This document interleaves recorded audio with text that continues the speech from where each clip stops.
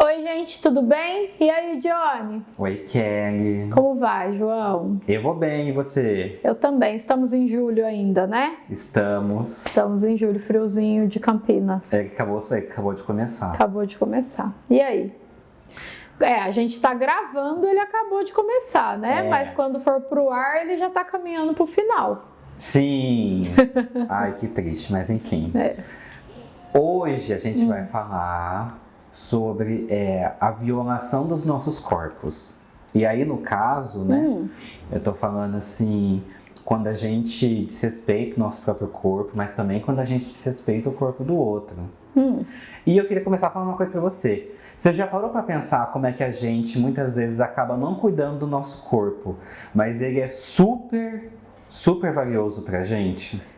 Já é uma violação, né? Você tá querendo dizer? Sim. Já parei para pensar várias vezes, inclusive acho que eu tenho um Reels sobre isso, na época não era Reels, era GTV, né? Sobre isso. Sim, João, o mundo atual, ele tem um paradigma aí, né? Em cima disso que você está falando, eu não sei se é a ideia do vídeo, mas sim, gente, tem hora que eu não sei, tá? Tem hora que o João sabe melhor que a gente vai falar do que eu, e tem hora que eu sei, mas nesse caso não sei se você quer caminhar para isso, mas só para fazer um parênteses.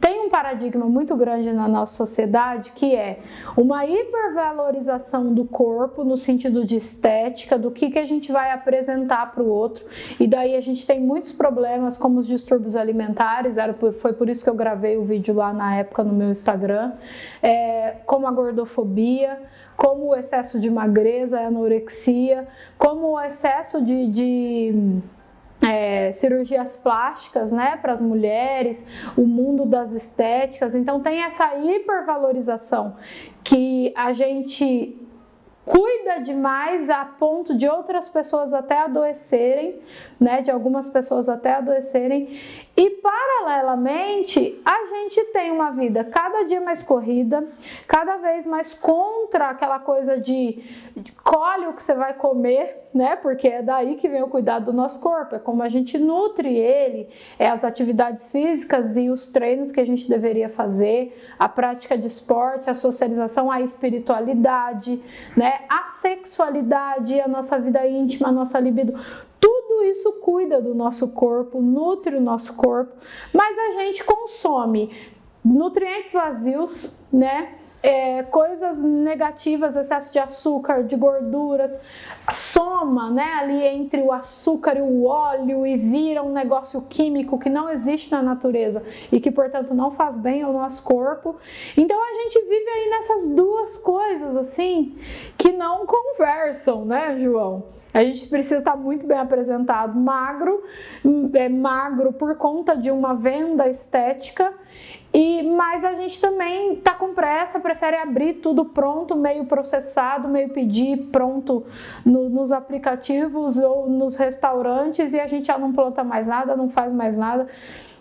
É um grande paradoxo, e tudo isso o nosso corpo suportando, calado, né? E eu gosto muito do GTV que eu gravei, porque ele vai dizer assim: este mesmo corpo que a gente está jogando ele para todo lado e fazendo tudo que a gente quer, ele mata a célula que ele precisa matar para a gente ficar bem, né?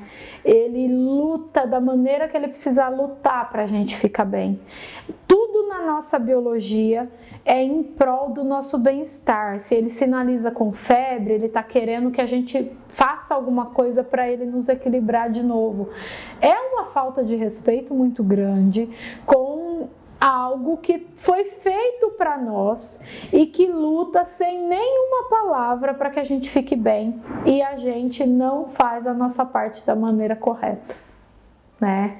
Então, não sei, tinha que dizer isso para vocês, João.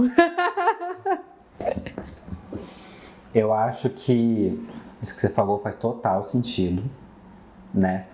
E eu acho que essa questão da desvalorização do nosso corpo, né? Então, tipo assim, eu tô desvalorizando o meu, fulano tá desvalorizando o dele, a ciclana dela. Isso faz com que a gente também perca uma noção de valor do corpo do outro, né? Então, tipo, é muito comum você ouvir pessoas se referindo a outras como se fosse apenas um objeto, alguma coisa assim. Sim. Né? É muito comum você ver, às vezes, um caso de estupro na TV, porque também é uma forma de violação do corpo do outro. Sim. Né? Então, tipo assim, eu não valorizo aquele corpo como um corpo de um outro ser humano, né? Tipo... Sim, violências e crimes nas classes médicas, né, Sim. João? A gente teve há pouco tempo médicos que abusavam de pessoas que estavam com a... Como chama? Quando a pessoa está dormindo lá, anestesia, né? Tá. Ai, gente, esqueci a palavra. Anestesia. A pessoa está anestesiada, ela não consegue reagir, se defender, às vezes nem sabe o que está acontecendo, né? Sim, João, é o clássico ame-se, que daí o outro te ama. O princípio é o mesmo. Se eu não respeito o meu, logo... provavelmente eu não respeito o seu, por mais que eu diga que respeite, né?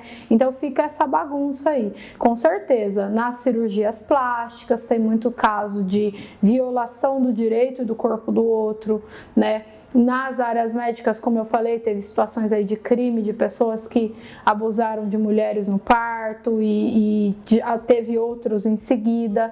No estupro, no assédio ao corpo do outro, né? Assim, você escuta o assédio, né? Ah, você é isso, você é aquilo, seu corpo é aquilo outro. Como você faz para não deixar aquilo chegar, né? Não tem como, aquilo vem e você lida como você puder. Então, tem muitas formas da gente se violar e violar o corpo do outro também, de maneira criminosa, inclusive, né? Os artistas têm um monte de histórias aí que não nos deixa mentir sobre esse assunto. A gente viola os corpos infantis, né? De muitas formas também. Então... é um desrespeito total com o nosso templo, né? O nosso corpo é o nosso templo, é onde a gente mora. Essa questão aí que você falou dos artistas e tal, eu tenho um caso de uma amiga minha que a mãe dela e o pai dela eram modelos. Tá. Se conheceram no meio, né, e tal. Nossa, super exigentes nessa área aí deles com se corpo, casaram, e aí tiveram ela. Tá. E a mãe dela, enquanto ela crescia, vivia dizendo pra menina que ela não poderia engordar, que ela não poderia ser gorda. E ela é minha amiga hoje e ela tem uma dificuldade tremenda com essa questão do peso dela. E ela é magra?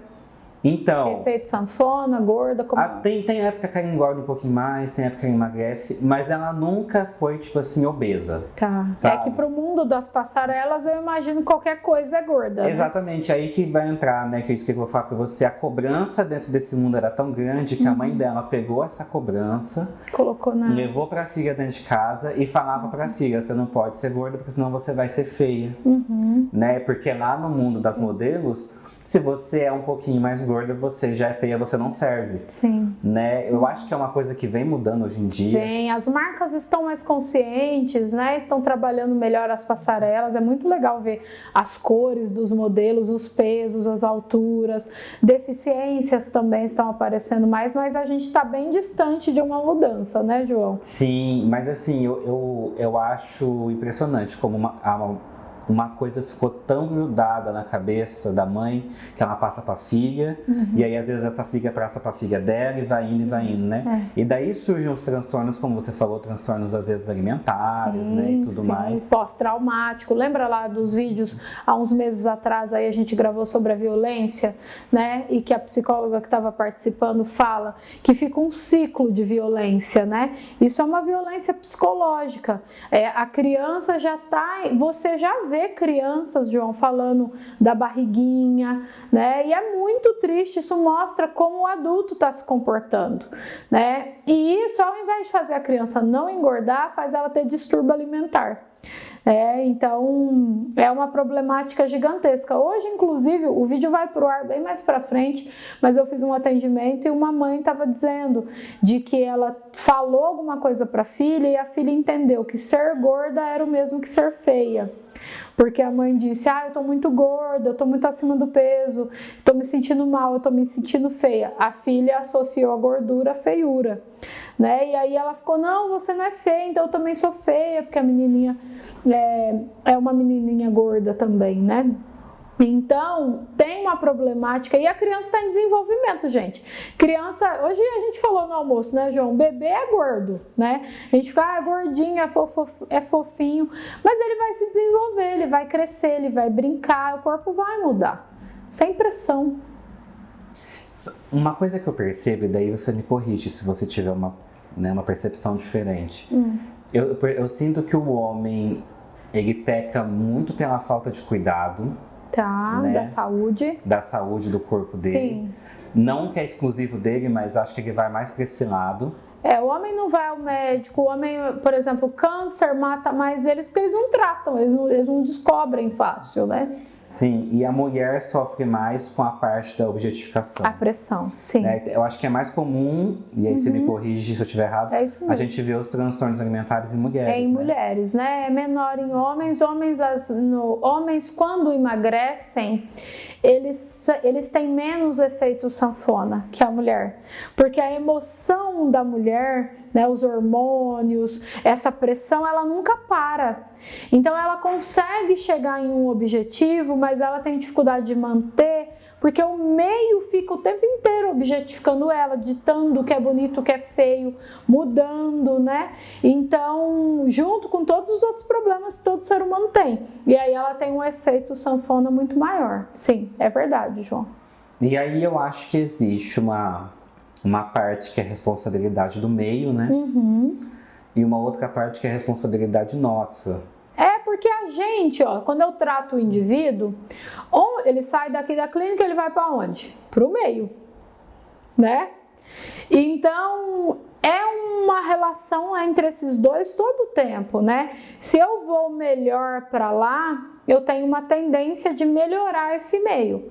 Só que eu sozinha contra o meio também tenho pouca eficácia, né? Então fica esse jogo. Tem as duas coisas sim, João. O meio tem muita força. Eu lembro que você falou pra mim que você tem uma dificuldade tremenda com seus pacientes, porque eles vêm aqui uma vez na semana. Eu tô lutando, né, contra. E eles estão no mundo lá fora o resto do tempo. Você tem uma horinha só na semana e as outras horas todas, né, eles estão lá fora, sofrendo os impactos. Né, e tendo que lidar com esses impactos. Impactos, exatamente. E tem hora quando eles...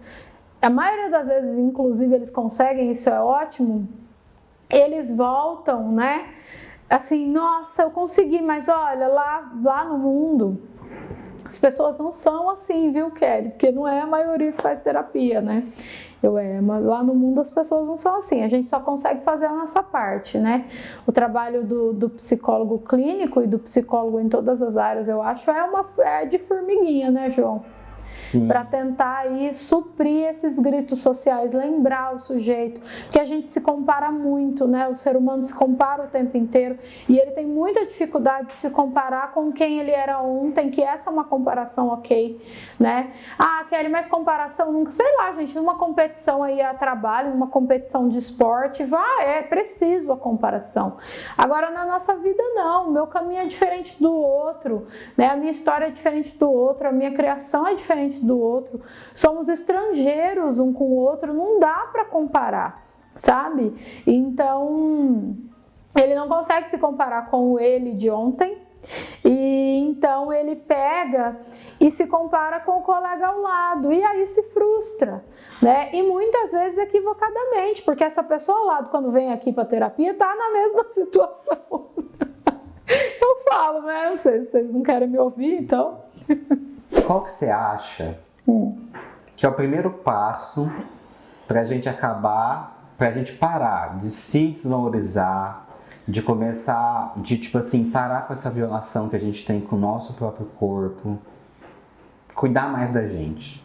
Autoconhecimento, né? Kelly, você está vendendo seu trabalho também, porque eu não sou hipócrita, mas não é só através da terapia. O João tá todo vermelho. Não é, João?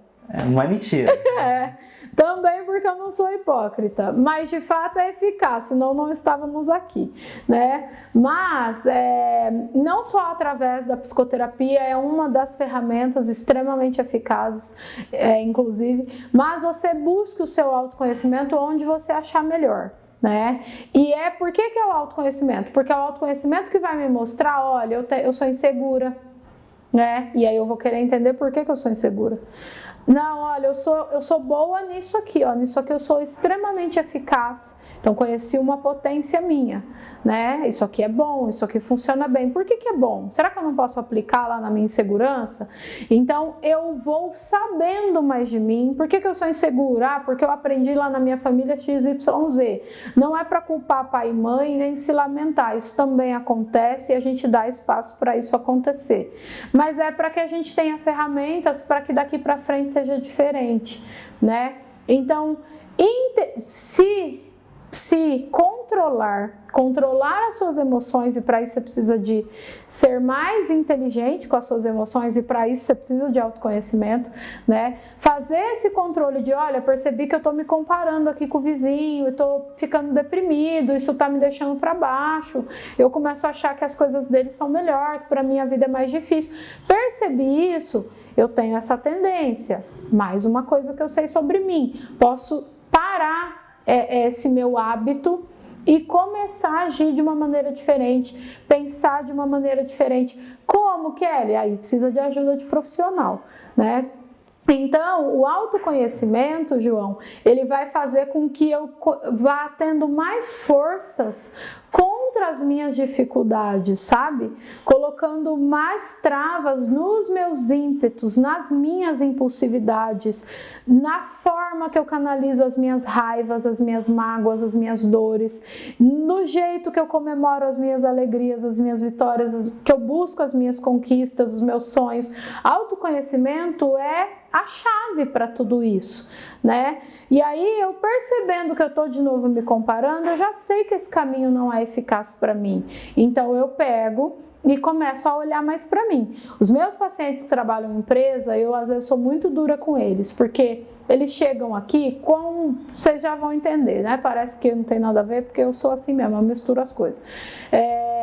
Eles chegam aqui, porque não sei quem, meu colega de trabalho, e a empresa, e meu chefe, nananã. Como que você sabe de tudo isso? Porque não estava focado fazendo o seu trabalho, né? Tava lá olhando o nicho do outro, a baia do outro, sei lá como que chama na empresa, a mesa do outro, né? Então, eu sempre situo eles, olha, é muito legal que você tenha amigos na empresa. Talvez você vá fazer amigos para a vida toda. Mas por que você procurou esse emprego? E a primeira resposta também está errada, por causa do salário. Pessoa que vive só pelo final de semana, só para pagar, só pelo prazer de gastar o dinheiro que ganha, vive mal, gente. Vive mal. Então, o autoconhecimento, ele faz com que eu me lembre o que eu fui fazer no meu trabalho. Eu não fui lá fazer amigos. Se eu fizer, é ótimo. Né? Qual é o objetivo da empresa? Por que muitas vezes o meu gestor não é tão bacana comigo? As coisas não são pessoais assim como eles pensam. E na psicoterapia, ele tem acesso a todas essas informações e essas ferramentas e ainda começa a perceber por que meu chefe age daquela maneira e isso me dói. Se eu vim aqui para fazer esse trabalho. Né? Claro que tem casos e casos, eu não estou falando de modo generalista, mas muitas vezes a gente está com raiva das coisas ao nosso redor porque a gente não está fazendo a nossa coisa, como no trabalho que eu falei, porque está se comparando com o amiguinho ao lado, entendeu, João? Então esse é o caminho, é autoconhecimento. Porque daí você vira o foco. Exato. Né? Isso não, isso não é ser egoísta. Eu espero que a gente já tenha passado dessa fase, mas se a gente não passou, vamos lá novamente. Quando o João começou o vídeo falando lá da autoviolação, né, da violação do corpo. Quando eu tenho mais respeito com o meu corpo, com o meu templo, com a minha saúde mental, com o peso que é ideal para o meu corpo e não o que a mídia está falando que é o ideal para o mundo todo. Quando eu faço tudo isso, quando eu vou para as relações com o outro, eu levo toda essa melhoria. eu levo todo esse respeito. Quando esse outro tenta violar o meu corpo, como o João colocou, como a gente falou dos exemplos, né? Eu tenho mais condição de dizer não, porque eu consigo identificar. Quando eu tô aí no mundo, né, me comparando e sem saber direito o que está acontecendo, eu fico mais vulnerável, né? E aí fica difícil. E aí é claro que nunca vai caber justificativa para estupro, nunca vai caber justificativa para tamanho de roupa de ninguém, pro jeito que dança, pro jeito que fala. Óbvio que não, mas eu até mesmo para eu me comportar como eu achar melhor, com a roupa que eu quiser, eu tenho mais confiança, mais segurança, eu sei dar limite para este outro. Eu sei quais são os meus direitos, eu sei buscá-los, eu posso fazer o que eu quiser. E eu posso buscar os meus direitos caso alguém esteja entrando ali no meu lugar. Claro que eu não estou falando de criança e adolescente, esses a gente precisa ajudar a cuidar. Estou falando aí de pessoas já, né, independentes. Certo? Certo. Então tá bom. É isso, Johnny? É. É? É sim, hoje. Então tá bom. Cuida desse corpinho aí, hein, João? Ai, pode Tá deixar. respeitando seu corpo, João Pedro? Tô sim. É? Com certeza. Como, João Pedro? Conta pra eles. Eu tô tentando me alimentar melhor. Tô tentando fazer mais exercício. Não vou falar que eu sou perfeito, porque eu não sou. Ninguém é. Mas assim, né? Tamo na luta. Muito bem. Respeite esse templo que é você. Semana que vem a gente está de volta. Se você está vendo a gente pelo YouTube ou pelo Spotify, pode falar conosco. Curta o vídeo e compartilha. Fala aí pro povo as suas redes sociais, João, para eles irem lá nos conhecer. João.claquete com K no começo. Isso mesmo. O meu Instagram é KellySouza_psi. Um beijo e até a semana que vem. Tchau, tchau. Tchau, João. Tchau, Kelly.